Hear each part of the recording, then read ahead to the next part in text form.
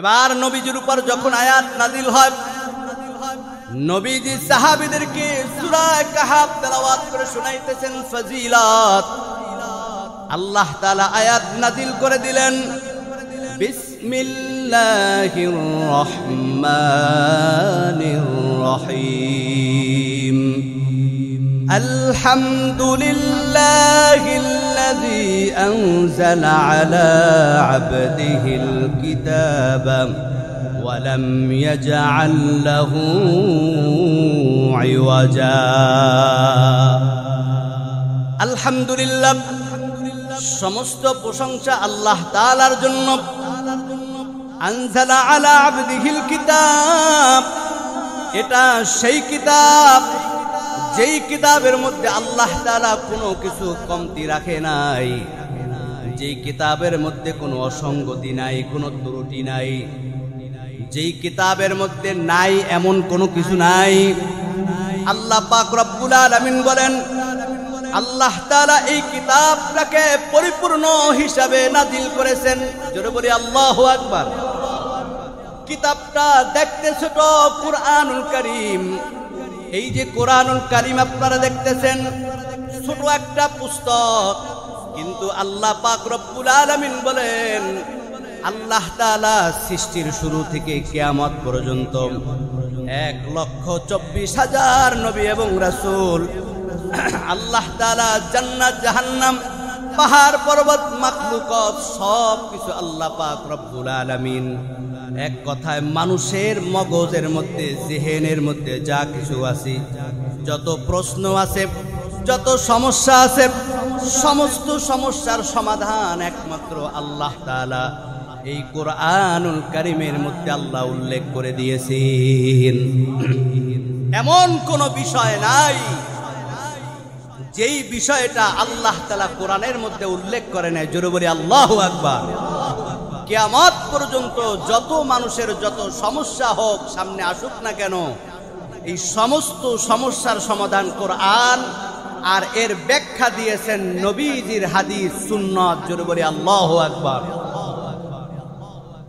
এবার আল্লাহ তাআলা বলতেছেন, কাইমান লিয়ুনজিরা বা'সান শাদীদাম মিন লাদুনহু ওয়া ইউবাশশিরাল মুমিনিনাল্লাযীনা ইয়া'লামুনাস সালিহাতি আন্না লাহুম আজরান হাসানা। আল্লাহু আকবার। আল্লাহ তাআলা বলেন, এই কোরআনকে আল্লাহ তাআলা করেছেন সুপ্রসিত, এত বিস্তার করেছেন আল্লাহ তাআলা। আল্লাহ তাআলা এই কোরআনের মধ্যে যারা গুনাহগার, অন্যায় করেছে, পাপ করেছে, তাদের শাস্তি সম্পর্কে উল্লেখ করে দিয়েছেন। কারণ এই দুনিয়ার রং তামাশা শুধু এখানেই শেষ না, আসল জিন্দেগি আপনার আমার জন্য পরকাল। এ ভাই, আমি মনে করি অন্যকে ঠকাইয়া আমি জিতে গেছি, অন্যকে কষ্ট দিয়া আমি অনেক শান্তি পেয়েছি। না না, এই দুনিয়ার শান্তি আসল শান্তি না, এই দুনিয়ার কষ্ট আসল কষ্ট নাম, এই দুনিয়ার সুখ আসল সুখ নাম। আল্লাহ তাআলা বলেন, যারা এই দুনিয়ার রং তামাশায় আল্লাহকে ভুলে যায়, আল্লাহর হুকুম ভুলে যায়, আল্লাহ পাক রব্বুল আলামিন তাদের জন্য এই কিতাবের মধ্যে শাস্তির কথা উল্লেখ করে দিয়েছেন, যাতে বান্দা সতর্ক হতে পারে। আবার আল্লাহ পাক রব্বুল আলামিন, ইয়ালামুনাস সালিহাতি আন্না লাহুম আজরান হাসানা। আল্লাহ তাআলা আবার যারা নিয়ামত প্রাপ্ত বান্দা, তাদের জন্য আল্লাহ তাআলা সুসংবাদ দিয়েছেন। কি সেই সুসংবাদ? আল্লাহ তাআলা বলেন, তাদের জন্য রাখছেন কাল কিয়ামতের দিন জান্নাতের মধ্যে পুরস্কার। আফসোসের কারণ নাই যে আমি দুনিয়াতে এত কষ্ট করতেছি, আল্লাহর হুকুম মানতেছি, আমি গরিব মানুষ, আমি কি সারা জীবন কষ্ট করব? সারা জীবন কি আমি গোলামি করব? না না, আফসোসের কারণ নাই। ওই দুনিয়ার রং তামাশা ভোগ বিলাস থেকে ফিরা যারা আল্লাহর হুকুম নবীর তরিকায় জিন্দেগি চালাইছে, এদের জন্য আল্লাহ তাআলা রাখছেন পুরস্কার। আল্লাহ তাআলা বলেন সেই পুরস্কার হবে জান্নাতের মধ্যে, বলি সুবহানাল্লাহ। এবং সেই জান্নাতের মধ্যে যে থাকবে আল্লাহ তাআলা বলেন মা কিসিনা ফিহি আবাদা, সেই জান্নাত থেকে আর কোনো দিন বের হওয়া লাগবে না। কে বলছেন? আল্লাহ তাআলা বলতেছেন সূরা কাহাফের মধ্যে, বিসমিল্লাহির রহমানির রহিম,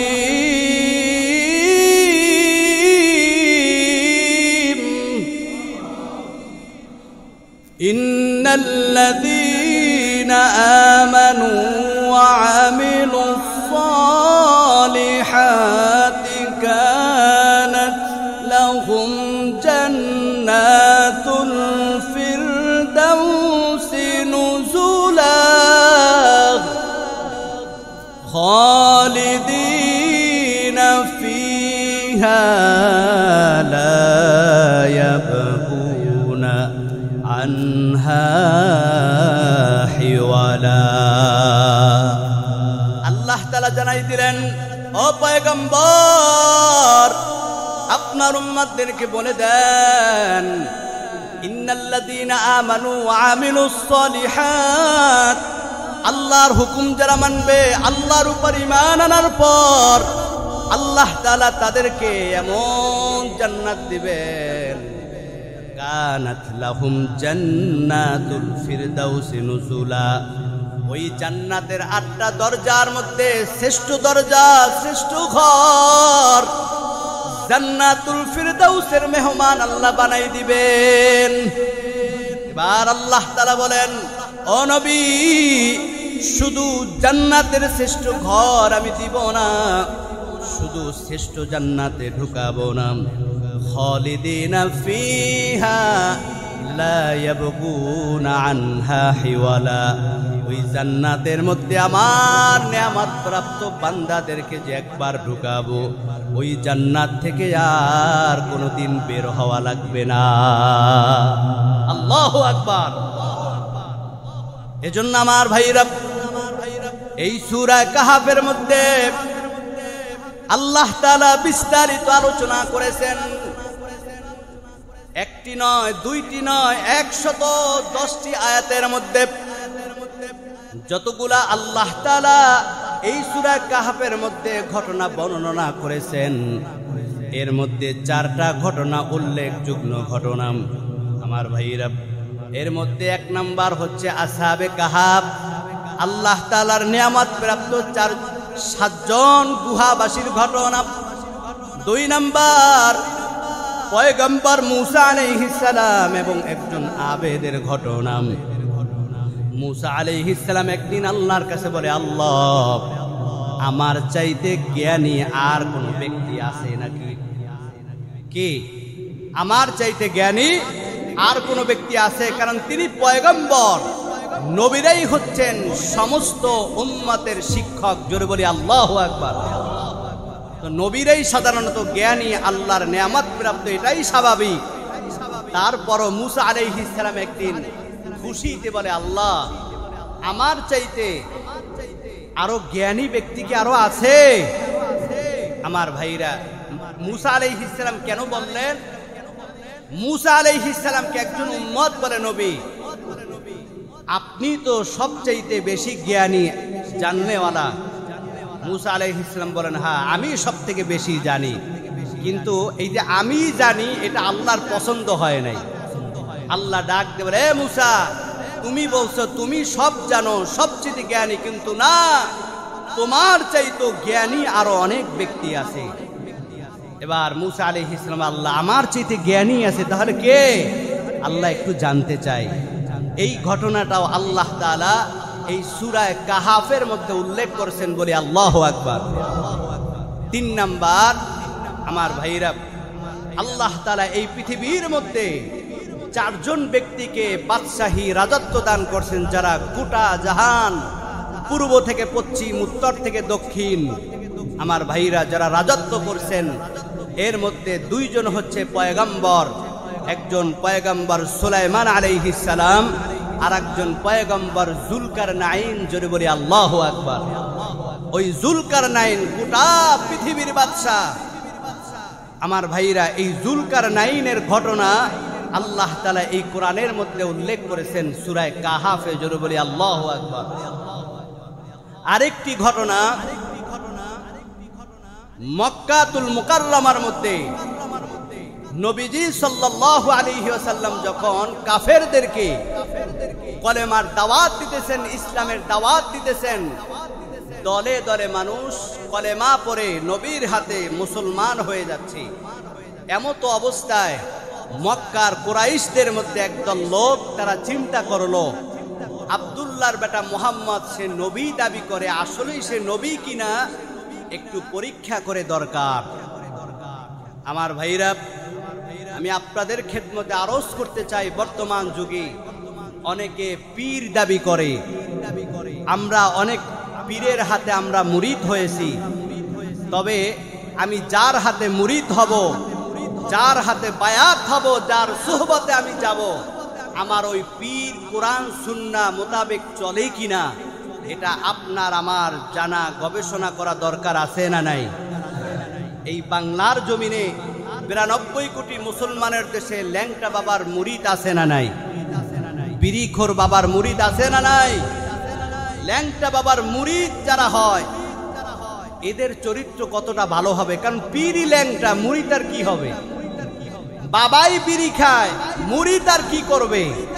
এজন্য হক্কানি পীরের হাতে বায়াত হওয়া, সোহবাতে যাওয়া, এটা নবীজি সাল্লাল্লাহু আলাইহি ওয়াসাল্লামের সুন্নত। কারণ সাহাবীরা নবীর হাতে বায়াত গ্রহণ করছেন কেন? ও নবী, আমরা আর গুনাহ করব না, আপনি যা বলেছেন আল্লাহর পক্ষ থেকে আমরা সব কিছু মানব। এজন্য আমরা আপনার হাতে ওয়াদাবদ্ধ হয়েছি, কালেমা পড়ে মুসলমান হয়েছে বলে আল্লাহু আকবার। আপনার আমার গুনার জন্য, ইসলাহের জন্য হক্কানি ওলামায়ে কেরাম পীর মাশায়েখের কাছে সোহবাতে যাওয়া দরকার আছে না নাই? তবে কার পিছনে যাব এটাও আগে জানা দরকার। আমার ভাইরা, একটু গভীর মনোযোগ। নবীজি সাল্লাল্লাহু আলাইহি ওয়াসাল্লাম মক্কাতুল মুকাররমার মধ্যে যখন কলেমার দাওয়াত দেন, এক পর্যায়ে কুরাইশরা বলে আব্দুল্লাহর বেটা মুহাম্মদকে পরীক্ষা করা দরকার। তখন মক্কা থেকে কিছু লোককে সিরিয়ার মধ্যে পাঠাই দিলেন। ওই সিরিয়ার মধ্যে তাওরাত কিতাবের কিছু পণ্ডিত আছে, যাও তাওরাত কিতাবের পণ্ডিতের কাছে, ইনজিল কিতাবের পণ্ডিতের কাছে, এই পাদ্রীদের কাছে গিয়ে যাও, গিয়ে দেখো আখিরি নবী কে হবে, কি তার পরিচয়। আমার ভাইরা, এক পর্যায়ে এই তাওরাত এবং জাবুর ইনজিল কিতাবের পণ্ডিতরা তারা নবীজি সাল্লাল্লাহু আলাইহি ওয়াসাল্লামের নাম শুনে, বংশ পরিচয় শুনে তারা বলে, হ্যাঁ আমাদের কিতাবের মধ্যে উল্লেখ করা আছে আখিরি নবী হবেন যার নাম হবে মুহাম্মদ, যার পিতার নাম হবে আব্দুল্লাহ, মায়ের নাম হবে আমেনা, যিনি কুরাইশ বংশে আসবে। সব কিছু ঠিক আছে, তারপরও তিনি সত্য নবী কিনা তাকে বাছাই করার জন্য, নবী হিসেবে গ্রহণ করার জন্য 3টা প্রশ্ন তাকে ছুড়ে দাও। এই 3টা প্রশ্নের জবাব যদি দিতে পারে তাহলে নিঃসন্দেহে তিনি নবী, কোনো সন্দেহ নাই। আল্লাহু আকবার। এবার কিছু পাদ্রীরা, কাফেররা 3টা প্রশ্ন নিয়ে নবীর কাছে চলে যায়। এ যুবক ভাইরা আমার, বৃদ্ধ বাবাজির একটু গভীর মনোযোগ। এই সূরা কাহাফ থেকে বলতেছি। এবার যখন ওই কাফেররা নবীজি সাল্লাল্লাহু আলাইহি ওয়াসাল্লামের কাছে এসে যখন তারা নবীকে প্রশ্ন করল, ও আল্লাহর পয়গম্বর, আমরা আপনাকে 3টা প্রশ্ন করব, এই 3টা প্রশ্নের উত্তর যদি আপনি সঠিকভাবে দিতে পারেন, কারণ এই প্রশ্নের উত্তর কোরআনের মধ্যে নাই, এই প্রশ্নের উত্তর নবীজি জানে না, এই প্রশ্নের উত্তর আল্লাহ তাআলা তখন থেকে 2000-4000 বছর পূর্বে তাওরাত কিতাবের মধ্যে, জাবুর কিতাবের মধ্যে, ইনজিল কিতাবের মধ্যে আল্লাহ তাআলা উল্লেখ করে দিয়েছেন। কিন্তু নবীজি তো ইনজিল পড়ে নাই, তাওরাত পড়ে নাই, জাবুর পড়ে নাই। তবে নবী যদি সত্য নবী হয় আল্লাহর পক্ষ থেকে অবশ্যই তিনি জানবেন। এবার নবীজিকে যখন প্রশ্ন করার অনুমতি চাইলেন, নবীজি বললেন, বলো তোমাদের প্রশ্ন আমি দিয়ে দিব। এই কথা বলার পর নবীজি একটা কথা যোগ করতে ভুলে যায়, ইনশাআল্লাহ। নবীজি বলে, আমি তোমাদের প্রশ্নের উত্তর দিব ইনশাআল্লাহ, আর বলে নাই। আমার ভাইরা, এরপরে যখন তারা প্রশ্ন করলো, আল্লাহর পয়গম্বর আমাদের 1 নাম্বার প্রশ্ন হচ্ছে জানতে চাই আসহাবে কাহাফ কারা, তাদের সম্পর্কে আপনি কি জানেন? 2 নাম্বার প্রশ্ন, পয়গম্বর জুলকারনাইন বাদশা সম্পর্কে আপনি কি জানেন? 3 নাম্বার প্রশ্ন, রূহ সম্পর্কে আপনি কি জানেন? তাদের এই প্রশ্ন শোনার পর নবীজি অপেক্ষায় আছেন, জিবরাইল আলাইহিস সালাম আসবে, নবীকে প্রশ্নের উত্তর জানাই দেবে, নবী কাফেরদেরকে উত্তর জানিয়ে দেবে। কিন্তু নবীর কাছে কোনো ওহী আসে না। দীর্ঘক্ষণ ওই প্রশ্নকারীরা কাফেররা অপেক্ষা করে চলে যায়। তাহলে আগামী দিন আসবো বলে, আগামী দিন আসো, প্রশ্নের উত্তর দেওয়া হবে। পরের দিন আবার আসে, নবীজির কাছে কোনো উত্তর পায় না, জবাব পায় না, চলে যায়। আবার 3য় দিন আসে, কোনো উত্তর নাই। এদিক দিয়া মক্কার মধ্যে ঘোষণা হয়ে যায়, আব্দুল্লাহর বেটা মুহাম্মদ সত্য নবী না ভুয়া নবী। সত্য নবী যদি হইতো তাহলে অবশ্যই প্রশ্নের জবাব দিতে পারতাম। 1 দিন 2 দিন 3 দিন হয়ে যায়, কোনো প্রশ্নের জবাব দেয় না। উত্তর যে দিবে তাও বলে না, পারে না তাও বলে না, কবে দিবে তাও বলে না, চুপচাপ, কোনো শব্দ নাই। মক্কার কাফেররা চতুর্দিকে স্লোগান শুরু করল, আব্দুল্লাহর বেটা মুহাম্মদ একজন মিথ্যা নবী, মিথ্যা দাবিদার। এদিক দিয়ে কলেমাদার মুসলমানরা, সাহাবীরাও তারা চিন্তায় পড়ে গেলেন, নবীজি কেন প্রশ্নের উত্তর দেয় না? এ ভাই বলেন তো, আমাদের নবী সত্য নবী না মিথ্যা নবী? কোনো সন্দেহ আছে নাকি? এই 1500 বছর পরে গোলাম মির্জা কাদিয়ানী যদি বলে আমি একজন নবী, আমি আখিরি নবী, আমাদের বুঝতে হবে ও ভণ্ড, তাতে কোনো সন্দেহ নাই। এজন্য আমার ভাইরা, আমাদের নবী যে সত্য নবী কোনো সন্দেহ নাই। হয় নবী সম্পর্কে যদি কোনো প্রশ্ন থাকে আমার জেহেনে নাই, আমি জানি না, এজন্য নবী যে মিথ্যা না, না। নবীর পরিবার সম্পর্কে কোনো তথ্য আমার কাছে নাই, এজন্য যে মিথ্যা না, না। নবী সত্য, নবীর পরিবার সত্য। আল্লাহ তাআলা নবীকে যা কিছু দিয়েছেন, যা কিছু নবীর সাথে ঘটেছে সব সত্য, কোনো সন্দেহ নাই। নবীজি চিন্তায় পড়ে গেলেন। 1 দিন নয়, 2 দিন নয়, 15টা দিন পার হয়ে যায়, নবীজি চিন্তায় পড়ে গেলেন। এদিক দিয়ে মক্কার মধ্যে ঘোষণা হয়ে যায়, আব্দুল্লাহর বেটা মুহাম্মদ সত্য নবী না মিথ্যা নবী। এক পর্যায়ে 15টা দিন পরে আল্লাহ পাক রব্বুল আলামিন জিবরাইল আলাইহিস সালামকে পাঠিয়ে দেন। জিবরাইল আলাইহিস সালাম বলেন, ও পয়গম্বর, লা তাকুলান্না লিশাইইন ইন্নী ফাইলুন যালিকা গাদা, ইন্নী ফাইলুন যালিকা গাদা ইল্লা আইয়াশা আল্লাহ। ও পয়গম্বর, আপনি যখন বলছেন তোমাদের প্রশ্নের উত্তর দেওয়া হবে, সাথে সাথে যদি আপনি বলতেন ইনশাআল্লাহ, আল্লাহ যদি চাহে, তো আপনি ওই 15 দিন আগে সাথে সাথে প্রশ্নের জবাব পাইয়া যাইতেন। কি বুঝলেন? ইনশাআল্লাহ না বলার কারণে নবীর কাছে 1 দিন না, 2 দিন নয়, 15টা দিন পর্যন্ত ওহী বন্ধ হয়ে যায়। এজন্য আমার ভাইরা, যখন 15 দিন পরে নবীকে তাও ধমক সরে আল্লাহ তাআলা বলেন, ও নবী, আপনি কেন ইনশাআল্লাহ বললেন না? কারণ সমস্ত কিছু জানার ক্ষমতা কার? জানানোর ক্ষমতা কার? এজন্য আল্লাহ তাআলা বলেন, নবী আপনি বলেন, যখন আপনি বলবেন আমি আগামী দিন কোনো কিছু করব, সাথে বলবেন ইনশা। যদি ইনশাআল্লাহ বলে, আল্লাহ যদি চাহে তো ওই কাজের মধ্যে বরকতে ভরপুর করে দেন কে? এজন্য আমার ভাইরা, আমরা যা কিছু করব ফিউচারে, সামনে, আমরা নাম নিব কার? ভাই আমার বাড়িতে আপনার দাওয়াত, যাবেন তো? কি বলবেন? ইনশা। আগামী দিন দোকানে যাব ইনশা, আগামী দিন চাকরিতে যাব ইনশা। মনে থাকবে তো? আমি যে এই তিনটা বিষয় আপনাদের সামনে উল্লেখ করেছি, একটার মধ্যেও টাচ দিতে পারি নাই, তবে উল্লেখযোগ্য এই বিষয়গুলোর সংক্ষিপ্ত বিষয় আপনাদের উপর টাচ দিলাম। আল্লাহ যদি হায়াতে বাঁচায় আগামী জুমায় আলোচনা করব ইনশা। রাজি আছি তো? আল্লাহ সকলকে বোঝার আমল করার তৌফিক দান।